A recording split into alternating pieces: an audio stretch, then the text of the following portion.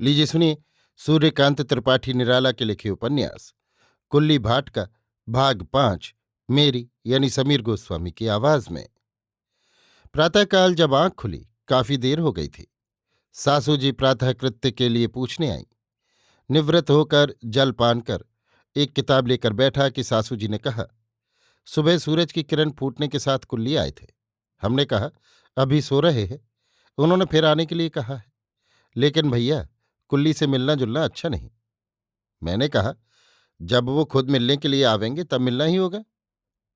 लेकिन वो आदमी अच्छी नहीं, सासू जी ने गंभीर भाव से कहा। तो भी आदमी है इसलिए। हमारा ये मतलब नहीं कि वो सींग वाले हैं। आदमियों में ही आदमी की पहचान होती है। जब आपको ये पहचान थी तब आपने उनसे कह दिया होता कि मुलाकात न हो सकेगी। पर गांव के आदमी से एकाएक ऐसा नहीं कहा जाता। फिर तुम नातेदार हो, तुमसे गांव भर के आदमी मिल सकते हैं स्नेह व्यवहार मानकर। हमारा रोकना अच्छा नहीं। तो क्या आपका कहना है, जब कोई स्नेह व्यवहार मानकर आवे तो मैं ही उसे रोक दिया करूं? सासू जी अप्रतिभ होकर बोली, नहीं, हमारा ये मतलब नहीं। उसके साथ रहने पर तुम्हारी बदनामी हो सकती है। पर मैंने कहा, मेरे साथ रहने पर उसकी नेकनामी भी हो सकती है। सासू जी मुझे देखती हुई शायद मुझ में स्पष्ट नेकनामी के चिन्ह देखने लगीं। इसी समय कुल्ली आए और अवरुद्ध कंठ से आवाज दी, जगे। सासू जी की त्योरियों में बल पड़ गए। श्रीमती जी एक दफा इस तरफ से उस तरफ निकल गईं। मैं शुरू से विरोध के सीधे रास्ते पर चलता रहा हूं। कुल्ली इतना खतरनाक आदमी क्यों है, जानने की उत्सुकता लिए हुए बाहर निकला। मधुर मुस्कुराहट से आत्मीयता जतलाते हुए कुल्ली ने सिर झुकाकर नमस्कार किया। उसे अत्यंत सभ्य मनुष्य के रूप में देखकर मैंने भी प्रति नमस्कार किया। दिन के समय बाहर की बैठक में मेरे रहने का प्रबंध था। पलंग बिछाया जा चुका था। मैं बैठक की तरफ चला। पलंग के पास एक खाली चारपाई पड़ी थी। कुल्ली अपनी तरफ से उस पर बैठ गए। बराबरी की होड़ नहीं की। ये मुझे बहुत अच्छा लगा। पलंग पर बैठकर मैंने अपनी सासू जी को उनके घनिष्ठ संबंध से याद कर लिया। इसी समय पान आए। कुल्ली ने तश्तरी लेकर आदर की दृष्टि से देखते हुए मेरी तरफ बढ़ाई। मैंने गौरवपूर्ण गंभीरता से 2 बीड़े लिए। आशीर्वाद के स्वर से कुल्ली को भी खाने के लिए कहा। मुस्कुराते हुए कुल्ली ने 2 बीड़े ले लिए और तश्तरी चारपाई पर रख दी। फिर बड़ी सभ्य भाषा में बातचीत छेड़ी। बात उसी शहर के इतिहास पर थी। मैं देखता था, कुल्ली मुझे, खासतौर से मेरी आंखों को इस तरह देखते हैं जैसे उनके बहुत बड़े कोई प्रियजन हैं। ये दृष्टि इससे पहले मैंने नहीं देखी थी। मुझे कौतूहल तो था, पर भीतर से अच्छा लगता था। कुल्ली ने कहा, ये दलमऊ दल बाबा का था। उसका किला अब भी है। मुझे उत्सुकता हुई। मैंने पूछा, क्या किला अब भी है? हाँ, गंभीर स्वर से कुल्ली ने उत्तर दिया, लेकिन अब टूटकर ढह गया है। यहाँ के पुराने अपढ़ लोग तो कहते हैं किला दल बाबा के शाप से उलट गया है। जौनपुर के शाह से लड़ाई हुई थी। बरेली के बल और दलमऊ के दल मिलकर शाह से लड़े थे। यहाँ से कुछ दूर पर वो जगह है जहां अब भी मेला लगता है। यहाँ की जगह और किले पर फिर मुसलमानों का अधिकार हुआ। शाह की कब्र यहाँ है। एक बारहदरी भी है मकनपुर में। बहुत पहले ये जगह कन्नौज के अधीन थी। जयचंद का झोंपड़ा यहाँ है, 84 के उस तरफ। ये इतनी ऐतिहासिक जगह है सुनकर मैं पुलकित हो गया। ऐसी जगह ससुराल देने के कारण परमपिता को धन्यवाद दिया। मन में इतनी महत्ता आ गई जैसे मेरी श्रीमती जी दल की ही दुहिता रही हों। मैं विच्छुरित आनंद की दृष्टि से कुल्ली को देखने लगा। कुल्ली ने कहा, यहाँ घाट भी कई देखने लायक हैं।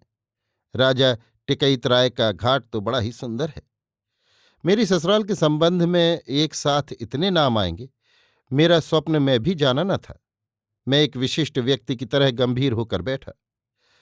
मुस्कुराकर कुल्ली ने कहा, यहाँ और भी घाट हैं, मठ और मंदिर। बहुत पुरानी जगह है, उजड़ी बस्ती, देखने लायक है। मैं देखूंगा। मनी मन ससुराल वालों को इतर विशेष कहते हुए मैंने कहा। कुल्ली ने कहा, जब चलिए आपको ले चलो। इस वक्त तो धूप हो गई है, शाम को चलें तो चलकर किला देखाइए। मैंने सम्मति दी। कुल्ली ने कहा, मैं 4 बजे आऊंगा। यहाँ आदमी भी बहुत बड़े बड़े हो गए हैं, जैसे मेरे वंश के। कुल्ली ने कुछ कवियों के नाम गिनाए। मैंने उन्हें भी बड़ी इज्जत से मन में जगह दी। कुछ देर बाद कुल्ली उसी तरह आंखें देखते हुए नम्रतापूर्वक नमस्कार कर विदा हुए। मैं बैठा सोचता रहा, दुनिया कैसी दुरंगी है। इस आदमी के लिए उसकी कितनी मंद धारणा है। बेड का निराला देखकर सासू जी भीतर आईं। पहले कई बार शंकित दृष्टि से झांक झांक कर चली गई थीं। आते ही हृष्ट चित्त से पूछा, कुल्ली चले गए? गंभीर होकर मैंने कहा, हाँ, आज की बातचीत से तो मुझे वो बड़े अच्छे आदमी मालूम दिए।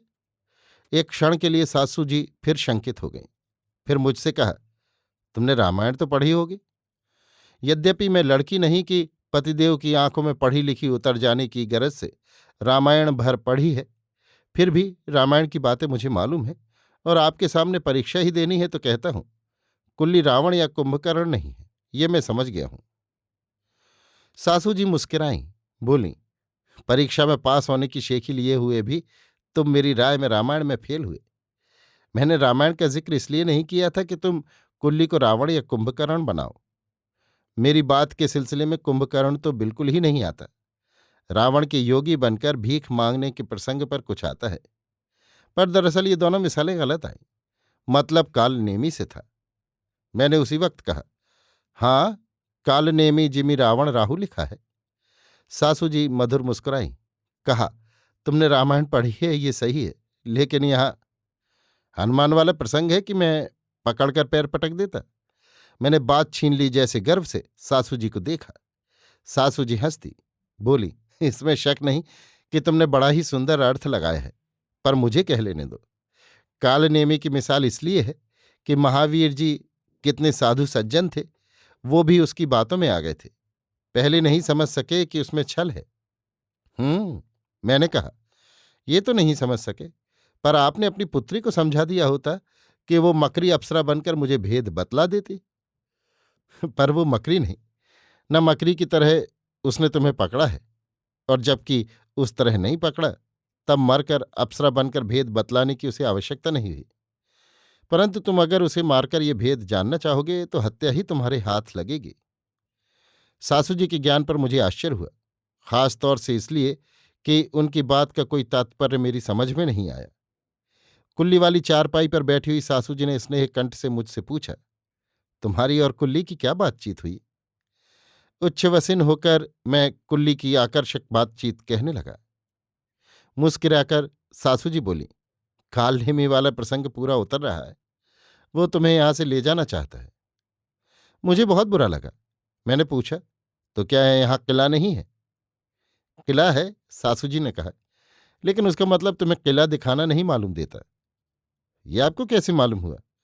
मैंने रुखाई से पूछा। इस तरह की कुल्ली के हथकंडे हमें मालूम है। बात फिर भी मेरी समझ में न आई। सासू जी गंभीर होकर बोली, जब जाना तब चंद्रिका को साथ ले जाना, अकेले उसके साथ हरगिज जाना नहीं हो सकता। क्यों? मैंने कहा, क्या कुल्ली मुझसे ज्यादा शहजोर है जो चंद्रिका बल पहुंचाएगा? सासू जी हंसी, कहा, ये तो जानती हूं, लेकिन फिर भी तुम लड़के हो, माँ बाप की बात का कारण नहीं पूछा जाता। कहकर उठी और कहा, चलो नहा लो, भोजन तैयार है। अभी आप सुन रहे थे सूर्यकांत त्रिपाठी निराला के उपन्यास कुल्ली भाट का भाग 5, मेरी यानी समीर गोस्वामी की आवाज में।